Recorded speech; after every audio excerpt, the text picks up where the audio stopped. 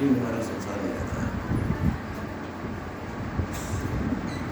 और संसार के अलावा हमारे पास कुछ नहीं। तो संसार के अलावा हम किसी और को नहीं जानते, अपने आप को नहीं जानते, संसार से बाहर में किसी को नहीं जानते।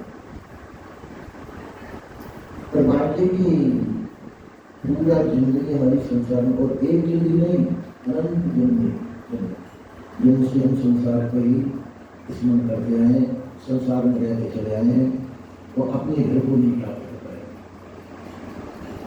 सन्यासी कवि साहब ने अपने घर का याद रहे, तो आप अपने घर को लौटे। संसार में तो सभी है, तो आपको अपना घर नहीं मिला तो कुछ नहीं मिला। संसार मिलने वाला नहीं है, संसार आपको कभी भी नहीं मिलेगा। मिलता दिखाई देता है पर मिलता नहीं है। हमको आशा लगी रहती है कि संसार प्राप्त होगा, तो संसार प्राप्त नहीं होगा, क्योंकि संसार जब प्राप्त होगा जब हम मरे कर। मरे का मतलब है कि संसार से विमुख होकर जीना है संसार के लक्ष्य में। जीना उसे कहते हैं जो संसार में ही लक्ष्य रहता है, और मरना उसे कहते हैं जो संसार से टुकड़ा हो जाता है। मृतक दशा जो आदमी सोई श्वास वगैरह, ये मृतक दशा है, मृत्यु की दशा जो शुरू में ही धारण कर लेता है, वही वैराग का चिन्ह है। इसलिए संसार से उपराम होना, संसार की सभी चीज जो देखिए, जो आपने देखने वाले, सुनने वाले, समझने वाले, ये सब संसार है। जब तक हमारा लक्ष्य इधर की तरफ भटकेगा इसी तरह, जब तक हम अपने घर में नहीं आ सकते।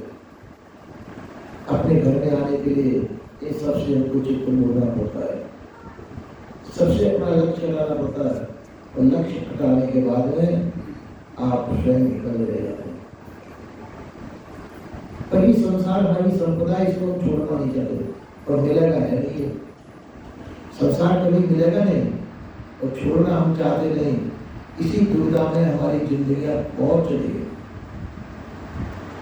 जब विवेकी जनों को ये मालूम पड़ता है कि संसार को मिलेगा नहीं,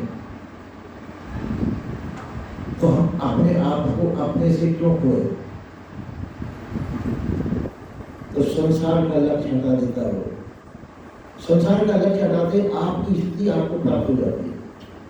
वो प्राप्त है ही, आपकी स्थिति तो आपको प्राप्त है ही, वो कभी छूटने वाली नहीं है। तो उसकी तरफ हमारा लक्ष्य नहीं रहता। प्राप्त होते हुए भी अप्राप्त जैसी स्थिति में रहते हैं। तो इसके सन्यासी कवि साहब उसका स्मरण कराते हैं, आप अपने आप को प्राप्त, अपने घर में लौटे,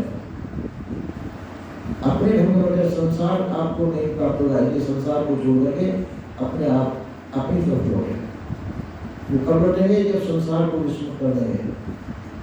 तो कब तक, कितनी देर तक रह सकते हैं? एक घड़ी, आधी घड़ी, आधी से जितना भी आप रह सकें। एक तरह आपको अपना घर प्राप्त हो जाने पर हमेशा आप अपने घर में रहेंगे, संसार का व्यवहार भी करेंगे और अपने आप में रहेंगे।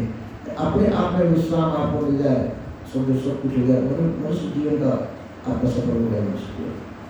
और यदि ऐसा नहीं कर पाए तो अनेक जिंदगियां जैसे बीत रही हैं, जैसे आपकी जिंदगी बीत जाएगी। इसलिए मनुष्य जीवन का परम लक्ष्य है कि हम अपने आप को पाले, अपने घर में विश्राम पा जाए, अपने घर में विश्राम पा जाए, ये परम लक्ष्य है। शरीर का तो प्रारब्ध है, प्रारब्ध के बाद चलेगा शरीर का, इसकी चिंता न करें। और सबसे बड़ी चीज है कि हम अपना लक्ष्य प्राप्त करें, अपने आप में विश्राम पा जाए। ये हमारा सबसे बड़ा लक्ष्य होता है। सन्यासी कवि साहब का यही सिद्धांत है। आपने अपने आप को नहीं पाया और संसार भी प्राप्त हुआ नहीं, आपने कुछ नहीं कर पाया।